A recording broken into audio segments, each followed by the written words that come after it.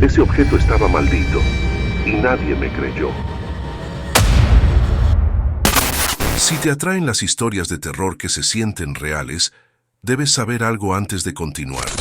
Estos no son simples relatos, son casos documentados, y para entender su verdadera maldición, necesitas escucharlos hasta el final. Esa caja de música no estaba desafinada. La melodía estaba continuando. Si alguna vez has escuchado una canción infantil y has sentido ganas de que se detuviera antes de acabar, dímelo en comentarios. Porque yo no pedí que siguiera. Y aún así, siguió. La caja llegó a casa envuelta en papel marrón, sin remitente. No era un regalo esperado. No había nota. No había tarjeta. Solo mi nombre escrito con una letra antigua, inclinada, demasiado cuidada para estos tiempos. La abrí por curiosidad. Error. Dentro había una caja de música pequeña, ovalada, de madera clara, con un barniz gastado por los bordes. En la tapa, tallada a mano, había una figura infantil girando sobre un pie. No una bailarina. Un niño. Con los brazos ligeramente abiertos, como si esperara algo. Giré la manivela una sola vez. La melodía empezó suave. Demasiado suave. Reconocí el inicio, una canción infantil que había escuchado de pequeña, aunque no supe decir cuál. El problema no fue la música. El problema fue el final. La melodía no cerró. En lugar de terminar, dio un pequeño rodeo. Una nota fuera de sitio. Un paso extra. Como si la canción hubiera decidido no volver al punto donde debía detenerse. La tapa se cerró sola. Me quedé quieta. El silencio que quedó después no fue normal. No fue un silencio vacío. Fue un silencio expectante, como si la música se hubiera quedado justo detrás, esperando permiso para volver a salir. Esa noche, a las 3:02, escuché la melodía. No venía de la caja. Venía de otra habitación. Me desperté con el sonido entrando y saliendo de mi cabeza, como si alguien estuviera tarareando muy bajito desde un lugar donde yo no estaba. Me incorporé en la cama, con el pulso acelerado. La música no tenía ritmo constante. Se detenía. Esperaba. Seguía. Como si alguien estuviera aprendiendo dónde colocar las pausas. Salí al pasillo sin encender la luz. El sonido venía del salón. Me acerqué despacio. La caja de música estaba sobre la mesa, cerrada. No se movía. Pero la melodía seguía sonando. No desde dentro. Desde debajo. Como si el suelo estuviera recordándola. Me agaché. Apoyé la oreja contra la madera. El sonido se intensificó un poco, lo justo para que mi cuerpo reaccionara antes que mi cabeza. No, susurré. La música se detuvo. Pensé que había terminado. Entonces sentí algo peor. Un giro. No de la caja. De mí. Una presión suave en el tobillo, como si alguien hubiera girado algo invisible, con cuidado, para colocarme en una posición exacta. Perdí el equilibrio y me apoyé en la mesa para no caer. Cuando levanté la vista, la figura tallada de la tapa estaba mirando hacia otro lado. No la había tocado. No podía haberse movido. Y aún así, el niño tallado ya no giraba sobre un pie. Ahora tenía ambos pies apoyados. Firmes. Como si hubiera terminado de aprender a mantenerse en equilibrio. Sentí un escalofrío recorrerme la espalda. Volví a la cama sin apagar las luces. A las 3:02 de la madrugada siguiente, la melodía volvió. Esta vez más cerca. No del salón. Del interior del armario. Me quedé rígida, mirando la puerta cerrada. El sonido no era alto. Era preciso. Cada nota colocada con intención, con pequeñas pausas irregulares, como si alguien estuviera probando cuánto silencio podía soportar antes de continuar. Abrí el armario. No había nada fuera de sitio. La música se detuvo justo cuando la puerta terminó de abrirse. Respiré aliviada, hasta que miré al espejo del armario. Mi reflejo estaba normal. Excepto por una cosa. Detrás de mí, a la altura de los hombros, había un movimiento lento, circular, que no coincidía conmigo. Como si alguien estuviera girando despacio, buscando el ritmo correcto. Me giré de golpe. No había nadie. Cuando volví al espejo, el movimiento había desaparecido. Y entonces escuché el sonido más pequeño de todos. Un clic. La tapa de la caja de música cerrándose. Desde el salón. Sin que nadie la tocara. Corrí. La caja estaba en el centro de la mesa. Cerrada. Silenciosa. Pero la manivela estaba ligeramente girada, un punto más de lo que yo la había dejado. La giré hacia atrás. No volvió. No estaba dura. Simplemente no regresaba. Esa noche soñé con la melodía sin sonido. Con pasos que no hacían ruido. Con un niño que aprendía a detenerse justo donde alguien más debería estar. Al despertar, encontré la primera marca. En el tobillo. Un círculo leve, casi invisible, como si alguien hubiera marcado un punto de inicio. 1. Ahí entendí la primera regla de la caja de música. La melodía no cuenta notas. Cuenta posiciones. Cada vez que suena, algo se coloca. Y cuando termina de colocarse, alguien queda fuera del compás. Y lo que descubrí al tercer día, cuando la música empezó a sonar sin repetirse, fue cuando entendí que la caja no estaba tocando una canción. Estaba ensayando una ausencia. No dormí la tercera noche. Me senté en el sofá con la caja de música delante, las manos cruzadas sobre las rodillas, mirándola como se mira algo que sabes que va a moverse en cuanto parpadees. El salón estaba en silencio, pero no era un silencio tranquilo. Era un silencio colocado, como si alguien hubiera decidido exactamente dónde debía empezar y dónde terminar. A las 3:02, la melodía comenzó. No giré la manivela. No se abrió la tapa. La música surgió desde dentro de la madera, apagada, como si estuviera siendo recordada por el propio objeto. Cada nota aparecía con un pequeño retraso, como si alguien dudara antes de ponerla en su sitio. No era una canción alegre. No era triste. Era funcional. Me levanté despacio y di un paso atrás. La música se detuvo. Eso me hizo entender algo fundamental, me estaba siguiendo. Volví a sentarme.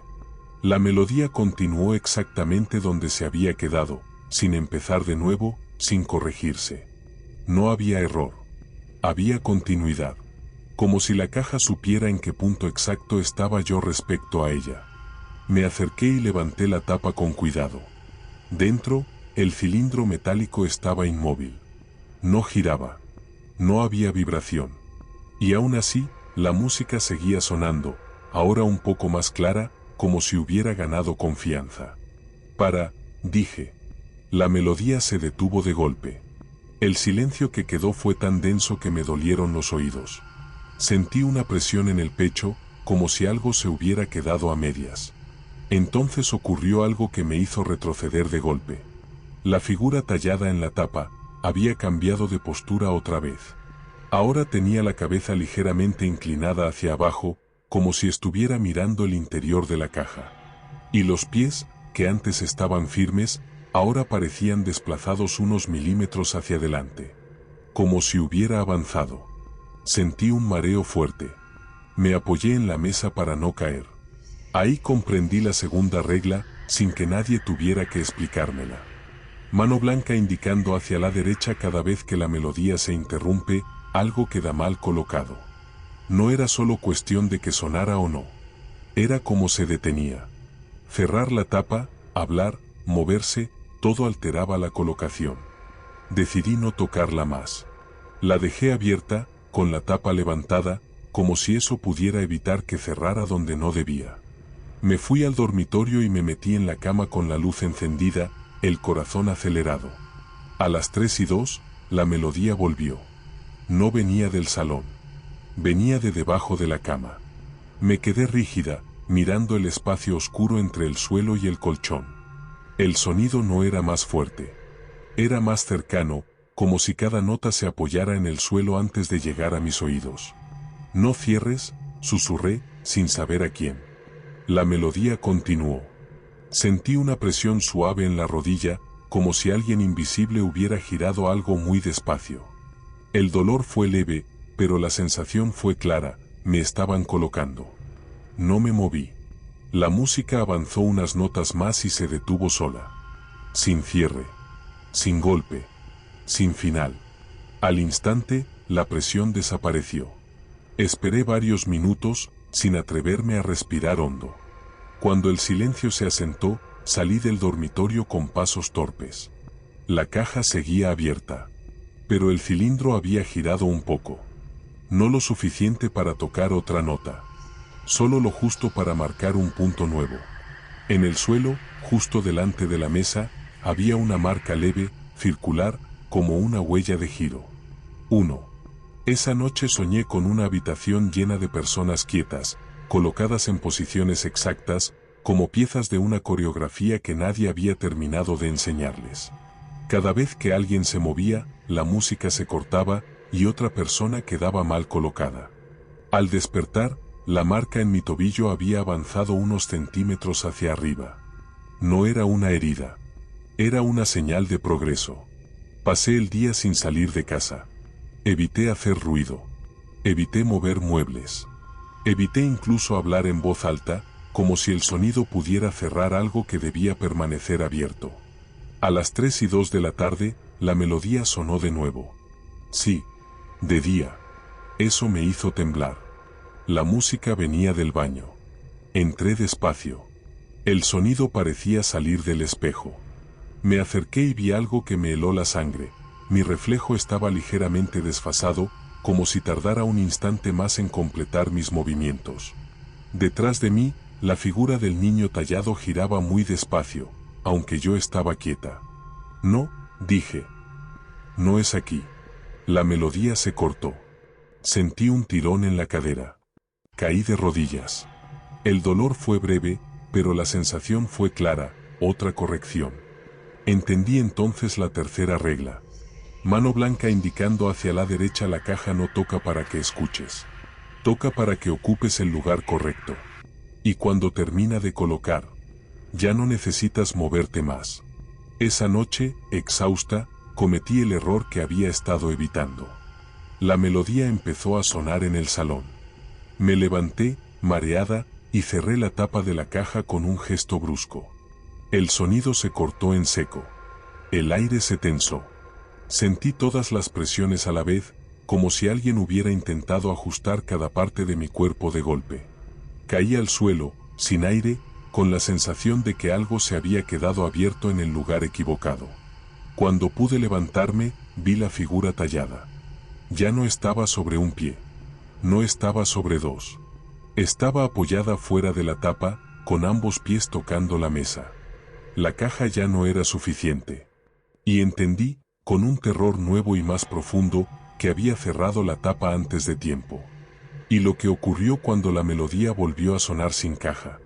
Fue cuando supe que ya no había dónde detenerla. No volví a cerrar la tapa.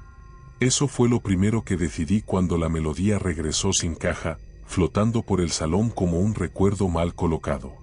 No tenía origen claro. No salía de un punto fijo. Estaba distribuida en el espacio, como si cada pared tarareara una parte distinta y mi cabeza las uniera.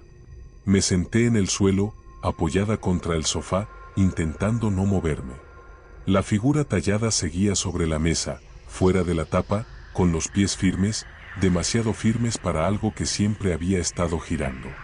La melodía no avanzaba. Se quedaba en el mismo fragmento, repitiendo 3 notas y una pausa larga. Como si esperara una confirmación. Ahí entendí algo que me había pasado por alto: la música no quería continuar sola. Necesitaba que alguien estuviera exactamente donde debía para seguir. Busqué el origen. Empecé por la melodía. La grabé con el móvil, tarareé las notas, las comparé con canciones infantiles conocidas. No encajaba con ninguna completa. Era un fragmento, un recorte. Un inicio sin final. Horas después, encontré una referencia enterrada en un archivo digitalizado de una escuela antigua de danza y corrección postural. El nombre del método me dio un escalofrío. Alineación por repetición melódica. No era música para entretener. Era música para inmovilizar. Leí todo lo que pude. El método se usó brevemente a principios del siglo pasado con niños difíciles, niños inquietos, niños que no seguían normas, niños que no sabían quedarse quietos. Se les enseñaba a colocarse siguiendo una melodía simple. Cada pausa indicaba un ajuste.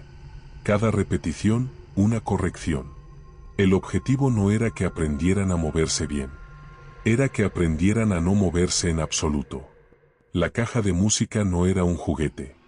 Era una versión doméstica del método. Una forma portátil de enseñar a alguien a ocupar un lugar y quedarse en él. Miré la figura tallada. Ya no era un niño girando. Era un niño detenido. La melodía volvió a sonar un poco más clara. Sentí una presión leve en la espalda, justo entre los omóplatos, como una mano guiándome con paciencia. No, susurré. No soy tu alumna. La música no respondió. Pero el suelo crujió detrás de mí. Me giré despacio. En el pasillo, vi marcas circulares, apenas visibles, como puntos donde alguien había girado sobre sí mismo demasiadas veces. No eran huellas de pasos. Eran centros. Puntos de rotación. Entendí entonces por qué la melodía no terminaba, faltaba la última posición. Y esa posición era mía. A las 3:02 de la madrugada, la melodía cambió por primera vez. Añadió una nota nueva. No más alta. No más baja. Más cerca. Sentí el tirón en el tobillo y caí de lado. La figura tallada dio un paso. Uno solo. Bajó de la mesa. El sonido no se cortó. Continuó, ahora con un pulso firme, decidido. Intenté levantarme, pero el suelo parecía inclinarse ligeramente hacia el centro del salón, como si el espacio hubiera decidido dónde debía estar yo. Gateé, luchando contra una resistencia invisible. «Para», grité. La melodía no se detuvo. Se completó. No con un cierre musical, sino con un encaje.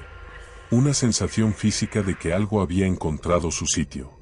El sonido se apagó con suavidad, como cuando una aguja cae exactamente en la ranura correcta. El silencio que quedó fue absoluto.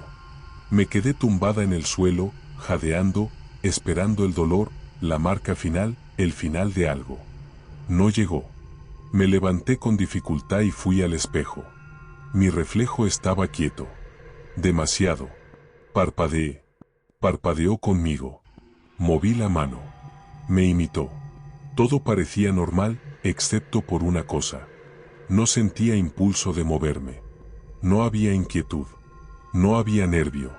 Solo una calma pesada, estable, correcta. Ahí comprendí la verdad más peligrosa de todas. La caja no castiga. La caja corrige.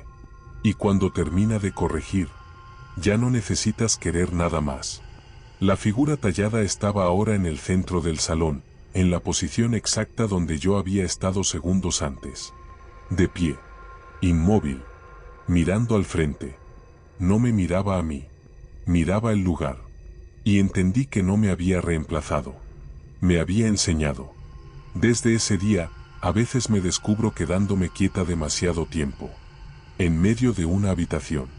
En mitad de una frase. Siento esa calma correcta, esa sensación de estar bien colocada. Y tengo que forzarme a moverme. A romper el compás. Porque sé que, si vuelvo a escuchar la melodía, no será para colocarme. Será para quedarme. Pasaron 2 días sin melodía. 2 días en los que nada malo ocurrió, y por eso fueron los peores. Me levantaba por la mañana y sentía esa calma correcta envolviéndolo todo. Los muebles parecían estar donde debían. La luz entraba con el ángulo justo. Incluso mis pensamientos fluían sin tropiezos, sin saltos. No había ansiedad. No había urgencia. No había impulso.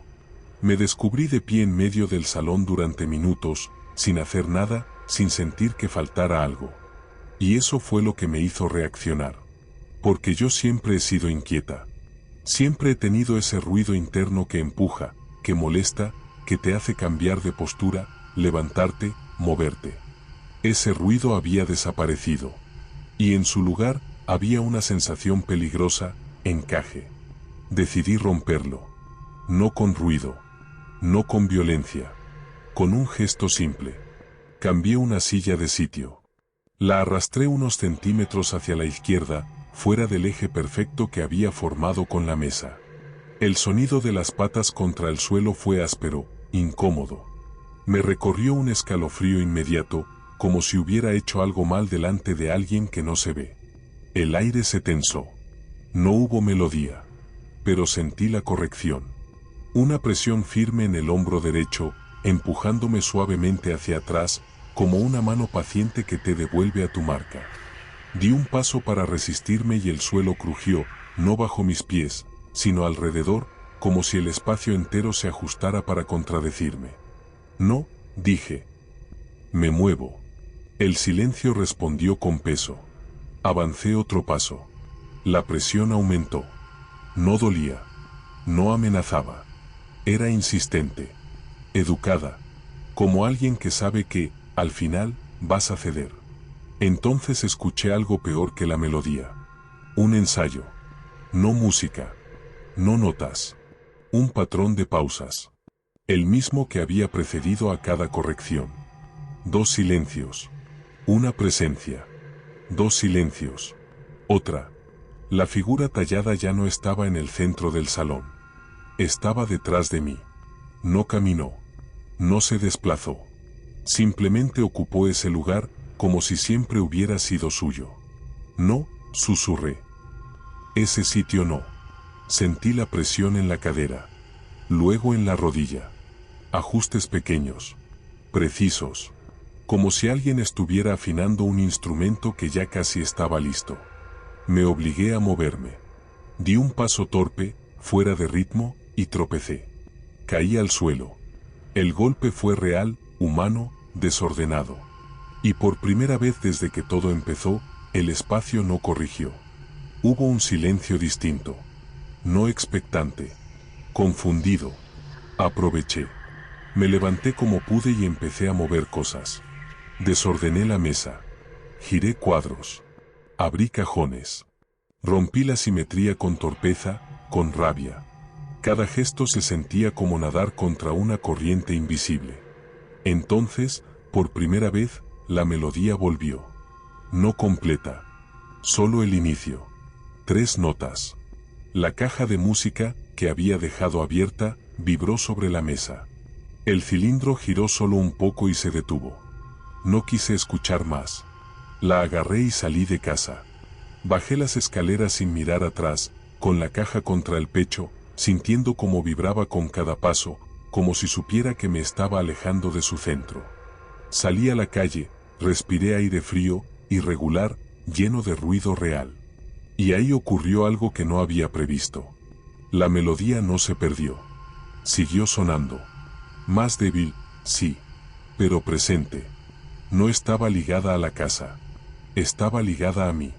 La figura tallada ya no estaba en la caja cuando miré dentro. La tapa estaba abierta, vacía. El niño había aprendido lo suficiente. Volví a casa al amanecer, agotada, con la certeza de que no podía huir de algo que no necesitaba lugar.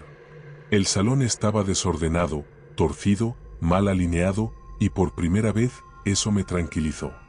Pero en el centro, justo donde todo parecía girar alrededor, había una marca nueva en el suelo. Un círculo perfecto.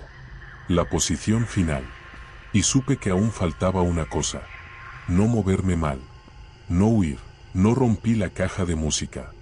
Tampoco la tiré.